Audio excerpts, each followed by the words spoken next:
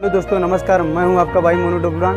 अगर आप लोग नए हैं मेरे चैनल पर तो चैनल को सब्सक्राइब कर लीजिए और घंटी को भी प्रेस कर लीजिए, क्योंकि मैं ऐसे ही वीडियो बनाता रहता हूं।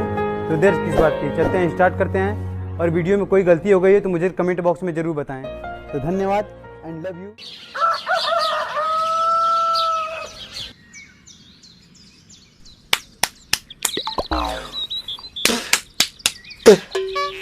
ताए भैया ताहे लरुआल बारा का कहीं रे मने नहीं लागत। मन में ता हो दिल बा, ओकरा से मिलला बड़ी दिन हो गइल बा।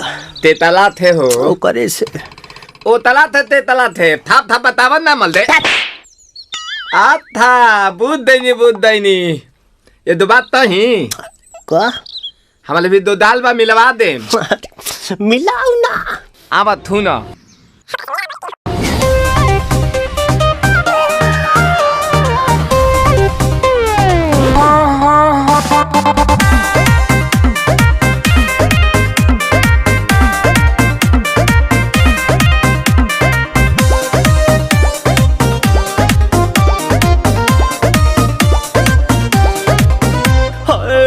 आइल बानी तोहरा गलिया केने बाड़ू हमार ललिया।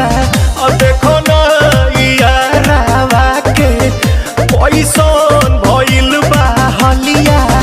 बढ़ता बेचैनिया दादा मुश्किल भइल बा जीना। ले लो पुदीना पुदीना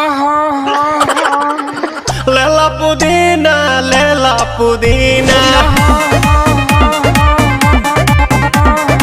लेला पुदीना भरिया के हसीना।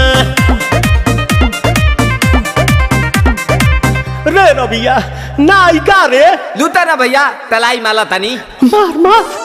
नितला ना नितला जल्दी नितला बहला हो। नितला ना नितला जल्दी नितला बहला हो। मिले थाती आइल तोहर दाँव के लाभला हो। मिले थाती